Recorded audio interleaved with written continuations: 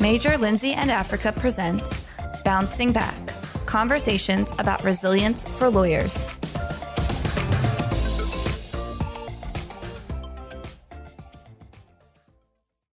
Welcome to Bouncing Back, Resilience for Lawyers.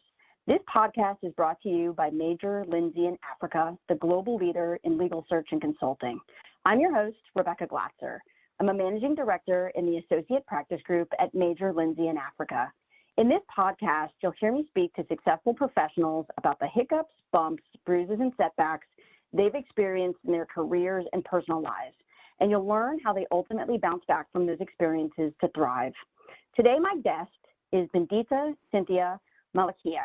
Bendita is Global Head of Diversity and Inclusion at Hogan Lovells, one of the largest law firms in the world.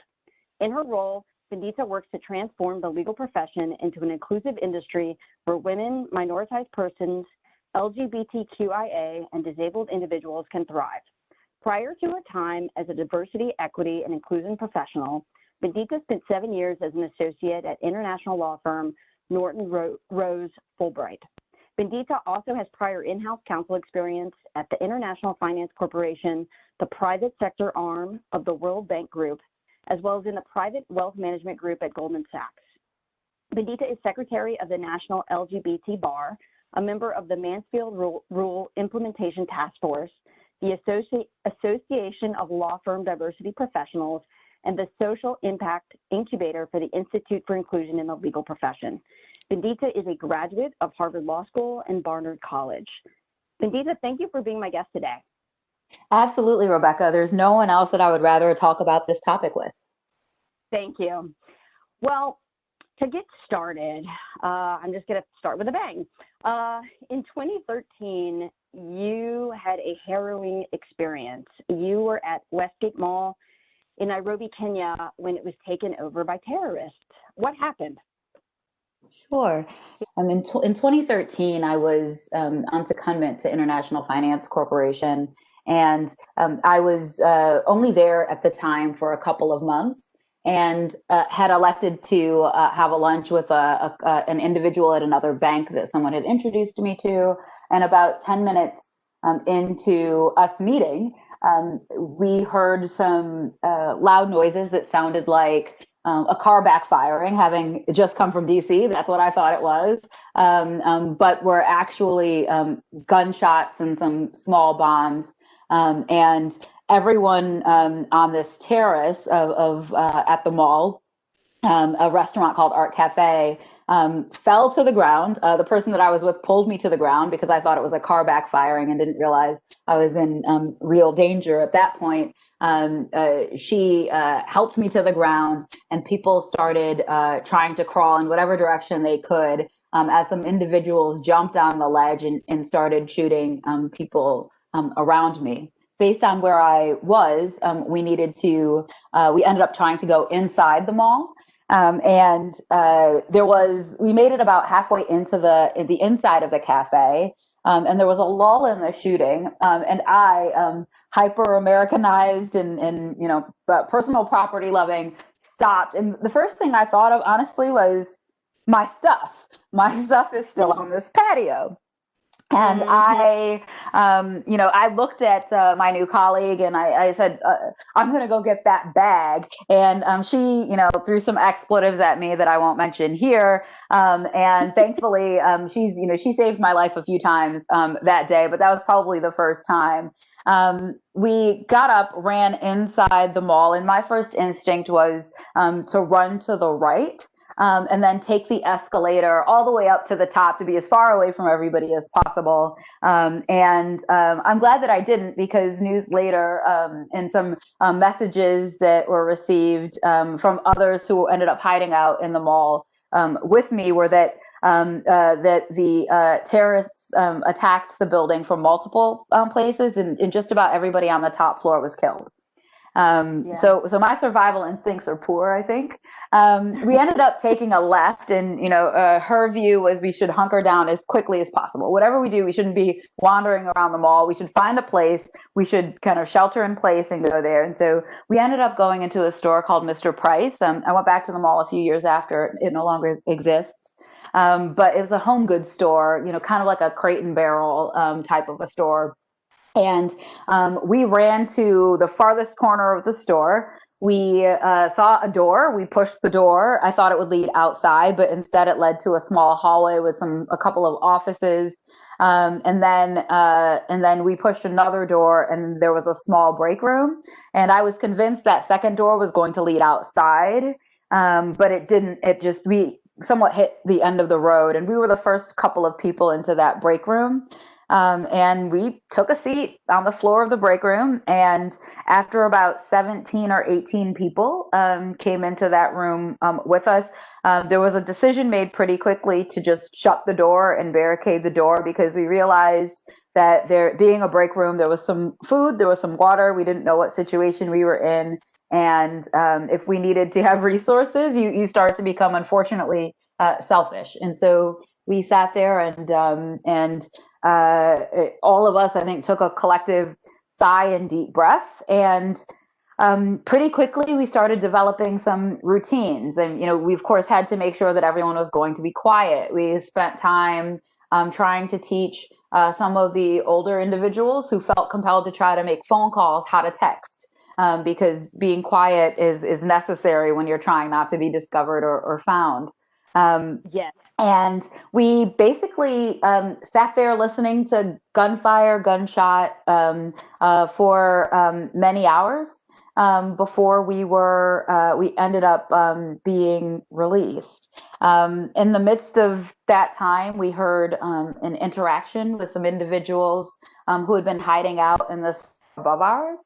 So there was a gentleman, a little boy, and a little girl, and apparently their mother, and they had been hiding out and were having some conversation and whispering, and she was doing what mothers do, trying to keep them calm and engaged. And unfortunately, their hiding place was infiltrated. They asked them if they were Muslim. They asked why the mother wasn't wearing a hijab. And then the little boy started screaming, and they shot the mother and the sister. And we got to hear all of that. We heard lots of other screams and tussles, and we're getting messages from, other kind of family and friends. I didn't have any, but others did, who were around the mall. Some people had managed to get out. Some people were stuck. Some people weren't being responsive to messages. And so it was just a very long 6 or 7 hours where we were stuck in that area. Wow. And for those who don't know about this terrorist attack, according to reports that I've read, 70 people were killed, and close to 175 people were injured.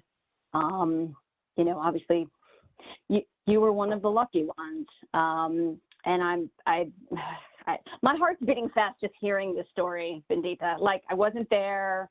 I remember the news coverage at the time, but, in passing, right? And I feel stressed just hearing the story. And I'm wondering, what happened in the ensuing hours? You were there let me back up a little bit. You were there for work, right? You were only supposed to be there for a couple of months. Was this towards the beginning of your stay in Nairobi or towards the end of it? I was actually set to be in Nairobi for a year and a half. I got into Nairobi in end of July in 2013. And this happened September. And so I had only been there for a couple of months. I was just getting my stride and really starting to enjoy myself and taking advantage of what Nairobi and the region had to offer. And so this was really the beginning of my time. And so this was kind of the first time that I had decided, let me venture out and meet some folks that aren't affiliated with work. Let me, try to do, increase my social presence in Nairobi. So it was an unfortunate first experience. Yeah, indeed. And so what was the conversation with your yourself, in the aftermath of this? Because I could imagine that, your parents want you to probably get home. Your loved ones probably were like, great that you're here for work and you were supposed to be here for the rest of the year, but get your butt back to the States. I mean, that would be my and that's precisely what ended up happening. I mean, I came back soon after, so I had lost all of my stuff. I lost all of my phones, my computers, my my iPad, my wallet, and so I had lost all of those things in the attack, and the entire thing was relatively traumatizing. So I also lost my passport. And so we ended up being rescued, and we left, and there was a bunch of additional trauma that happened around there. We were evacuated under gunfire. I ended up using a candle holder that I'd bought earlier in the day as a shield. It's now missing a piece because a bullet went through it. When we finally made it outside, we were tear gassed by, I don't know if it was Kenyan police or some other police. They wouldn't let us leave unless we had somebody to come vouch for us. And so, and I was there, of course, in this country alone. And so I had to tell them that I actually was an employee of another bank because my coworker had somebody there to come pick us up. And so the whole thing was an experience. And fortunately, my law firm at the time was very good about arranging kind of immediate transportation back home. I thankfully have great friends in DC who are politically connected, who are able to get me a temporary passport really, really quickly, although they needed money to process it, and I didn't have any money. I didn't have a bank card. I didn't have anything. Yeah. And so I literally spent, and so all of the processes over the next day to try to get back home were challenging. But about a day and a half after this event, I ended up coming back to the US. And at the time, my gut told me, at first I was like, I'll come back in a month or a couple weeks or whatever it is. But my gut told me last minute, with the advice of a friend who worked at the bank that I was at, you may not want to come back. So just pack up all your stuff. You don't have that much stuff. And I did. And I literally put all of my stuff in trash bags. I gave it to the gentleman that was my driver. And he took it and left it at my friend's place. And, just in case I decided not to come back, and I didn't end up going back. I went back a couple of years later. But, the entire time that I was there during the event, I was thinking, about how I was in this situation because I'm a striver. I had wanted to live somewhere else. I wanted to live abroad. I wanted to have this role that was going to be more expansive than the role I had before. I wanted to try something new. And I wanted to have an interesting life. And this truly was interesting. It might not be great, but it was interesting. And so it's not boring. Right. Definitely not boring. And so the entire time I was really thinking about how do I, what do I as an individual make of this experience? Like while I was going through it. And, I think, at the end of the day, I always go for it, and I went for it. And for that, it was worth it. It didn't, it might not have turned out the way that I wanted it to. But the more important thing, I mentioned the story earlier about the the family that was hiding out above us and that tragedy. And something happened for me in that moment. Hearing him scream after his mother and sister were shot. I mean, we basically were witnessing for several hours a small family just, they're counting like things on the floor. They're singing songs to each other, right? Like we basically watched them interact in an abnormal situation, but as normally as the mother could manage. And then this blood curdling scream. Something happened to me in that moment. Like I literally felt something sear through my brain. Like I felt like my brain was fundamentally changed from that moment. And what I realized in coming back to the US was that I, of course, would never be the same. It would be challenging for somebody to be the same after this type of an event, but that I was still going to pursue everything that I wanted to pursue with vigor, but that might mean something different. And the strengths and capacities that I had before may not still be there. And so, I'm not sure I've really talked about this much with anyone actually ever. But that's the moment I think where I knew that I would probably not be practicing law in the long term. And part of that's because my brain wiring just changed in a way that was so fundamental and that started to reveal itself to me slowly over time. And so as a result, I don't practice law anymore. I do other things. I do appreciate that I have more intuition now than I ever did before, although I am less linear and than I was before, and I'm less fact based than I was before.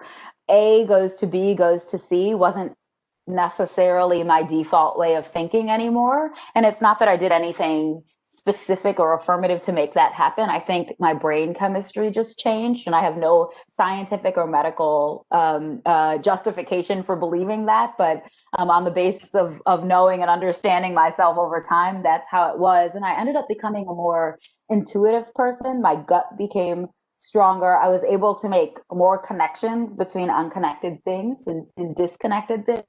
And I think that was the moment where I realized that the standards that the law sets and the way that the law is practiced, I might not be able to do that as well anymore, even though I have this whole other set of skills now that lend me to do lots of other things.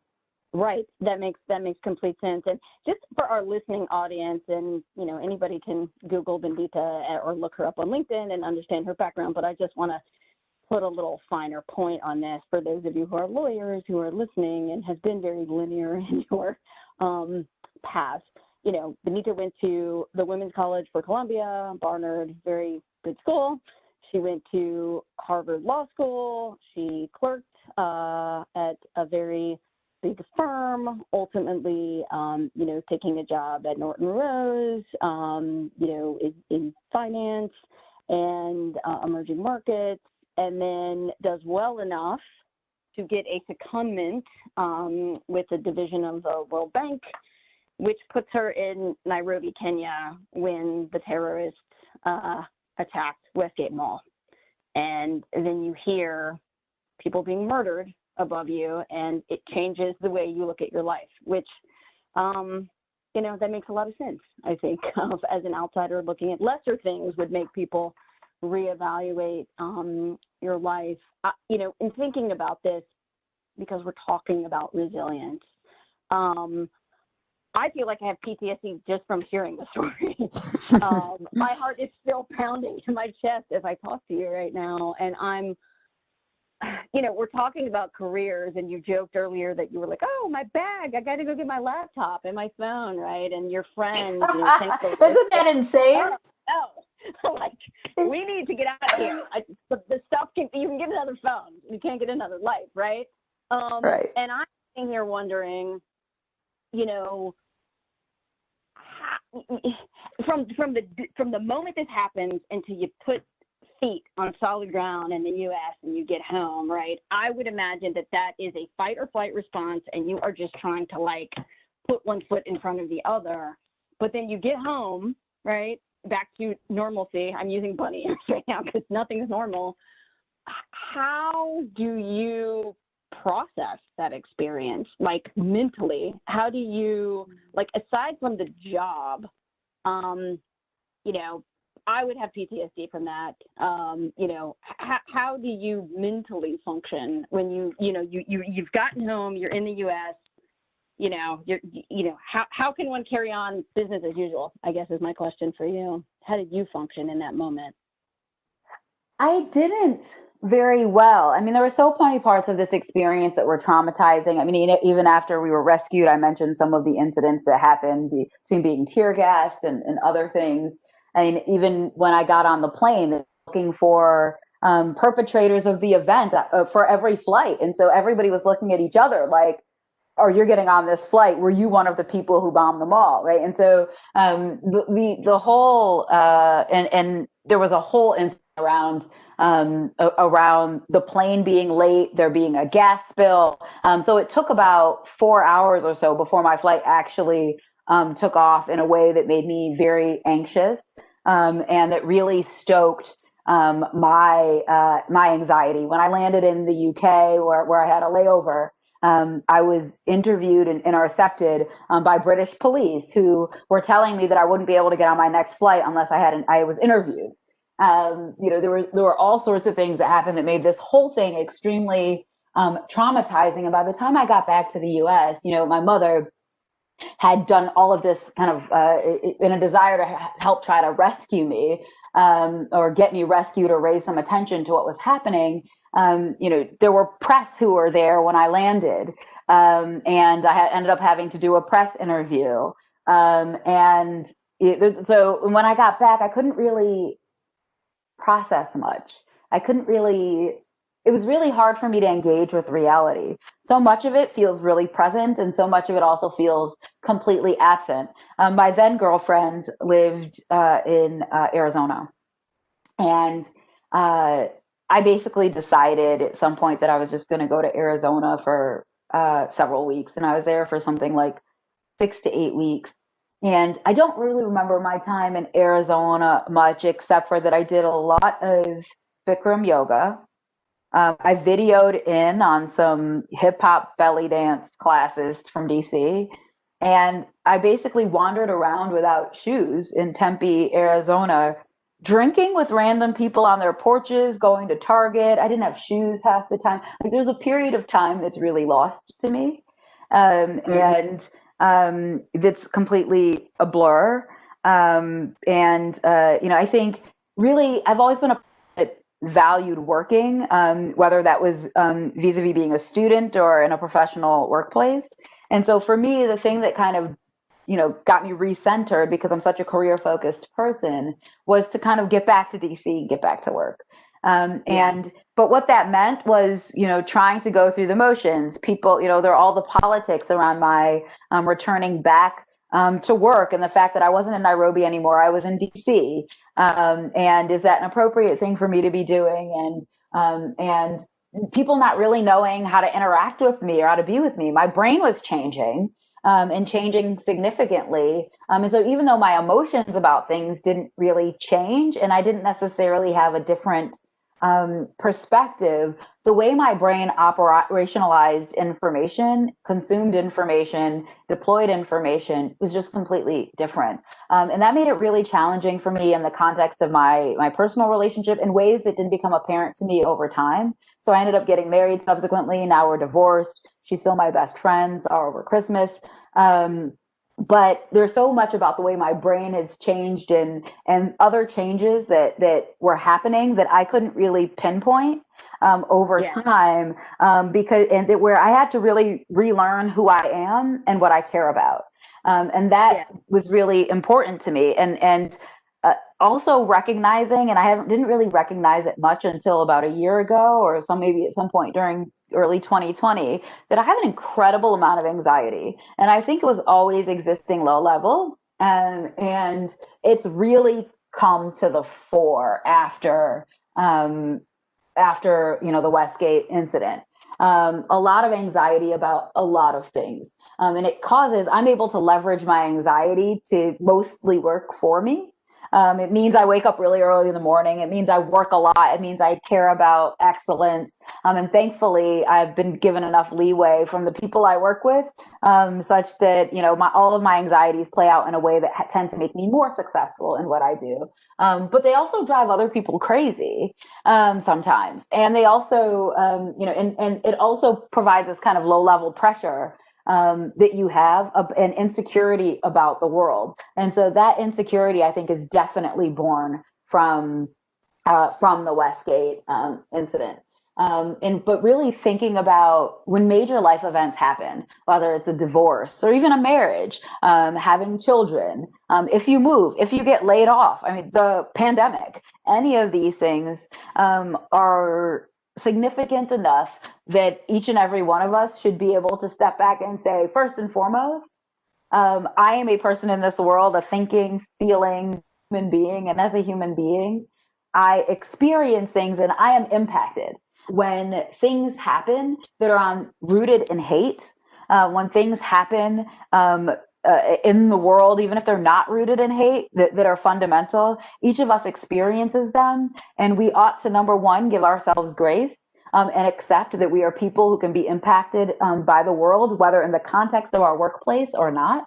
And that we ought to give ourselves some grace for processing what's happening and allow ourselves enough room to grow and learn, who are we now that this thing has happened? There are so many things that are happening right now in our world, whether it's the incredibly fraught race relations, whether it's a society where we have a coup and a transition of power, hopefully going forward peaceful, where we have macroeconomic shifts and a real health crisis that's demonstrating a lot of inequities in our society. We should be changed, and it's important for us to recognize that and to accept that, and to really think about, in the context of what I know now and who I am, who do I want to be?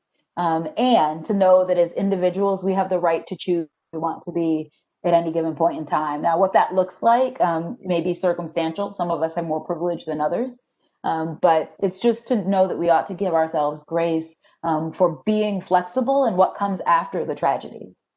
Amen. Amen. Agreed. And you and I have had some discussions about this and what is resilience and what does it look like, and is it a word that's maybe overused? I've frankly, had some debate myself in terms of naming this podcast, right? Keeping it short and sweet, and at the same time struggling myself with what resilience means. And you've said there's so many nuggets of good in what you've been saying, Bendita, and just again drive some things home. I mean, and I think what you're saying, and I want you to correct me if I'm not paraphrasing accurately here, is there's got to be room for being human, right?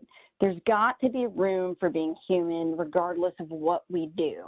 And if one is in an environment, whether that be law or some other profession, that doesn't allow you to be human and to experience life's events in whatever form they may come, good, bad, or ugly, you got to look at that, right? And you've got to look at, how are my colleagues, how are the people that surround me, creating space for being human. And you decided after this experience, like something's got to give.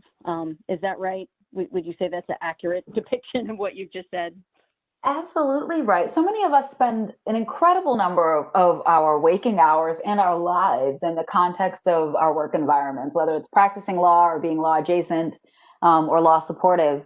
And somehow we seem to think that whatever happens outside of the walls of the law firm or the whatever the workspace or work environment is, that we should be unchanged in that environment. And it's just, humans don't really have the capacity to do that. And do we want to? Having empathy, understanding that we grow and change, being human is really what we're all here to do. People practice law because they want to make a difference, whether it's because you practice finance law or because you are advocating for indigent people, right? We all do this because there is something bigger than ourselves that we care about. But in order to bring ourselves to that fully, we need to allow ourselves to be who we are.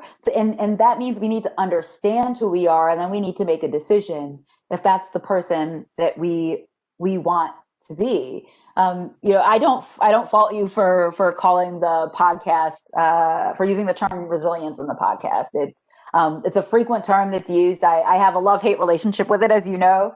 I think that oftentimes terms like resilience and grit really try to refocus us to how is this individual deficient, and how do they need to bend themselves, adjust themselves, modify themselves. And as a coach, I truly believe that individuals matter.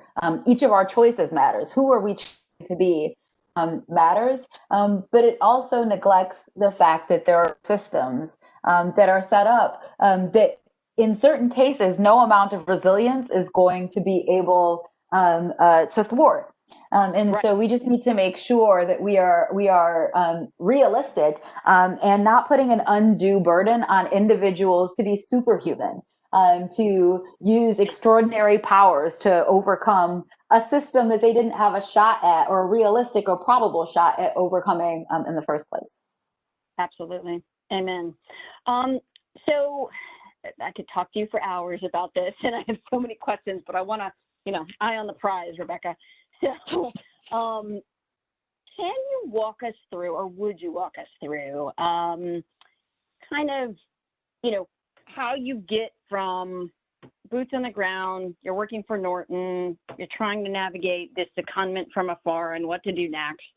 And, you're now head of D&I many years later at Hogan level. So you're, again, law adjacent. You're working for a law firm, but in a different capacity. And I'm just interested if you would sort of share that journey. I realize it took, place over years, but, for our listening audience, like, how did you come to be, what was the sort of, not just the kind of physical jumps or, this job to this job to this job, but I'm interested in like your thinking on this. You went to Goldman Sachs next. What was your thinking in terms of leaving Norton and going to that job, and then, and then kind of whole cloth kind of moving into the D&I work? Absolutely. So a lot of questions there, and these are questions that I hear a lot because a lot of times people go into the law maybe not for the right reasons or not necessarily understanding what they're getting themselves into. I do believe that being a lawyer is one of best ways that we can contribute to society, and so my having shifted is not necessarily a mark on the profession. When I started at Norton Rose, so I've been a coach for a long time. My most recent certification round was, I think, in 2016, 2017. But as a result, I knew that when I started at the large law firm, that every job you should have, you should understand what your exit strategy is, especially jobs where you're in particular well paid. And thankfully, on the basis of what I knew when I left law school, I think I was relatively well paid. And you need to understand what are the circumstances under which I should leave, right? You don't want to be subject to those golden handcuffs. And so I had decided on two metrics. The first was that I wanted to understand how money works, right? I come from, poor folks, well educated, but poor folks. Folks who didn't necessarily understand, everything about how some of these complex financial systems work. And I really couldn't, when I started practicing law, answer the question, how do you pay for things that you just can't pay for cash outright? Right. I mean, I knew loans existed, but I just didn't really know. And so for me, one of my goals was to make sure that I really understood that. How do people pay for things that they can't afford outright? The second goal was to pay off my student loans. First goal I met about 3 years in. The second goal I met about 7 or 8 months after my time at International Finance Corporation ended. And within about a month or so, I put in my notice and had identified an opportunity to do private lending at Goldman Sachs. And so I went to Goldman Sachs to do private lending. I didn't really know a whole lot about it. In my mind, it was advising wealthy people on wealthy people things, on how to buy wealthy things, big boats, and in my head, because trust in the States is like my favorite class in law school because it's tabloid law.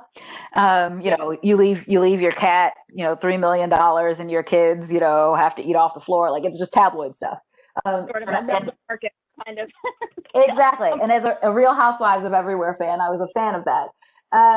I ended up, I ended up basically joining that team out of Texas, and decided pretty quickly that in the landscape where there was, where Trump started to become a candidate, and with everything happening in the world, that it just wasn't sexy enough to overcome my desire to make a change. And I was lucky, and that over time, from the time I was at Norton Rose Fulbright to even at IFC, where I was part of the group that worked on a project that had its first diversity KPI through the World Bank, through just independent efforts that I took at Goldman Sachs and their Texas offices, that I had enough kind of breadcrumbs to put together where I felt like I understood what diversity and inclusion might be, and I felt drawn to that. I paid off my student loans. My partner made a decent salary. We were then married. And she said, well, why don't you do something that you're really passionate about? Take a year, figure it out and do.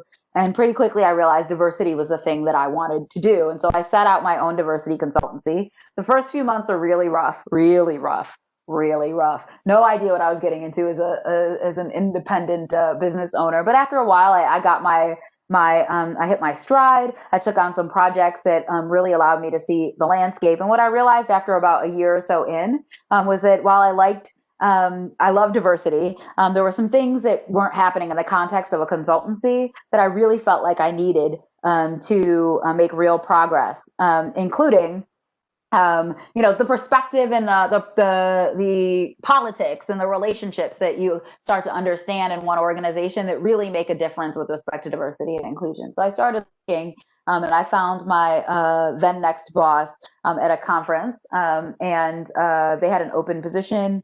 And the process went pretty quickly, and that happened to be at Hogan Lovells, and I joined a little over 3.5 years ago as a manager for the Americas. And over the last couple of years, I've worked my way up to being the global head of diversity and inclusion, handling our diversity efforts for our 45 plus offices around the world. And so I'm really honored and delighted to have taken that journey. I learn something new every day. My team teaches me new things every single day. And I'm just lucky that I've been able to use all of my experiences, including the empathy and honed anxiety that I've gotten from the terrorist attack experience to make me not just a better human being, but a better diversity professional and just an overall better person.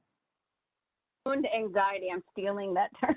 That's going to be my new mantra. Well, anxiety can either thwart you, or you can hone it and try to leverage it. And there are days and times where my anxiety is not as under control or under my control. It's controlling me. But I think it's something for us to think about, not to be ashamed of the fact that our brains work and our emotions work a certain way, but just to figure out, how can we manage it? And when we can't manage it, just to give ourselves some grace. Absolutely. Last big question, because we've actually been gone over the time that I allotted for this, and I talk too much. I'm so sorry. Oh, you don't. Just you've got great things to say, and I don't want to stop you. And I'm enthralled, and I could probably do this for 5 more hours, but I won't because we both have other things to do. But as you well know, because you work, you're a lawyer, formerly practicing attorney, and you work for a law firm. The last year and some change has been really rough for a lot of in particular young attorneys, right, who maybe don't have the context of 2008 and the Great Recession and, God forbid, a terrorist attack to prepare them for what happened in 2020. I'm being a little facetious here, but not. I've gotten a lot of frustrated and upset phone calls over the last year about what do I do? I'm getting laid off. I'm getting furloughed. I'm getting, I don't have childcare. I have to fire my childcare because of this or that or whatever. And this is a big question, and I realize again I'm only giving you a little bit of time to answer, but I'm interested in your initial thoughts. What advice do you have for young, fledgling, first year, second year, third year, fourth year attorneys who maybe don't have, some sort of larger context to fall back on? Some, they've never had an experience, but everything's been linear, as you called it, up until now. And then 2020 happened with all of its tumult. What advice would you give to these young attorneys? That if life has been linear for them to date, good for them. Life will never be completely linear. It's rarely linear for everyone. There will always be a bump in the road. Life will throw you a curveball, and keeping your mind and heart open about what that means is really, really, really important. No event in and of itself is good or bad.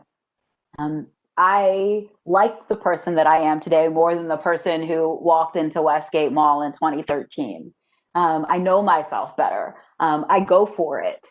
I live my values every day. And these are all just, everything that happens, and things will happen. It's not whether they will or won't, they will. And when they happen, it's about keeping an open mind about what they mean, accepting the learning and growth opportunity, and realizing that just because it doesn't happen today, it doesn't mean that it can't happen tomorrow, and that your life is your life. No one's going to care about your life more than you do. and continue to go for it. And sometimes a little bit of strategy is involved. It may not work today, but with a little bit of thought and planning, it might work down the line. And so just keep at it. Have faith in yourself. You are more than capable, and you will get through it. Nothing is too hard when you dedicate your heart and your soul and your intellect to it. And so just stay afloat. I see too many law students who reach out to me who are really scared and depressed. They don't want to work for a large law firm, or they're worried about working too many hours, or they're worried about never being able to see their family, or they're worried about paying back their student loans, or all of these are opportunities to innovate. And you should look at it from that perspective.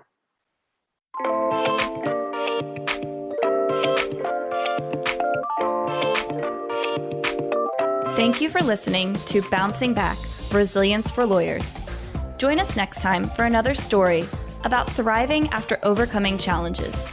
You can find Bouncing Back and other programming for lawyers on MLA's Legal Talk Network.